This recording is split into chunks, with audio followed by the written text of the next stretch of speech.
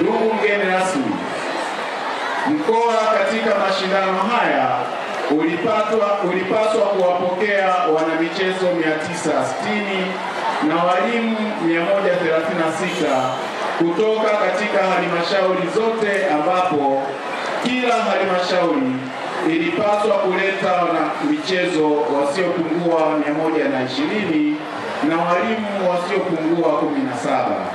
Lakini hapa leo tumepokea wanamichezo 688, walimu 73 na viongozi 27.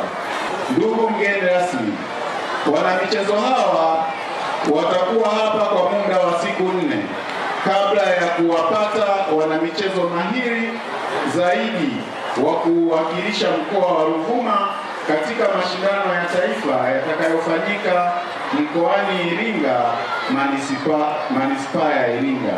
Ndugu mgeni rasmi, mashindano ya UMITASHUMTA na UMISETA kwa mwaka 2025 yanashanikizwa na kauli mbiu isemayo viongozi bora ni msingi wa maendeleo ya taaluma, sanaa na michezo.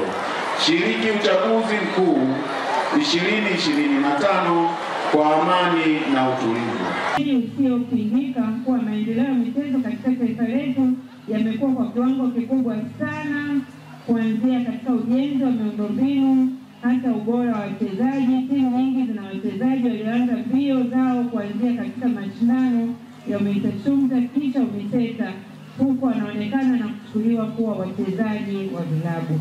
Vijana wetu sasa wanatumia vifaa vya michezo vya mazoezi ya kisasa, lakini pia viwanja vyenye ubora wa hali ya juu ambao vikitumiwa vyema tutapata wachezaji wenye viwango vya juu. Na michezo, serikali kwa kutambua umuhimu wa michezo, sanaa na utamaduni imeongeza taasisi ambazo zitakuwa ni chachu kwenu vijana kuinua vipaji vyenu katika mitaala ya elimu muitumiao sasa. Rasmi kuwa mashindano ya michezo kwa shule za msingi na sekondari mkoa wa Ruvuma kwa mwaka 2025 yamefunguliwa rasmi. Mungu awabariki.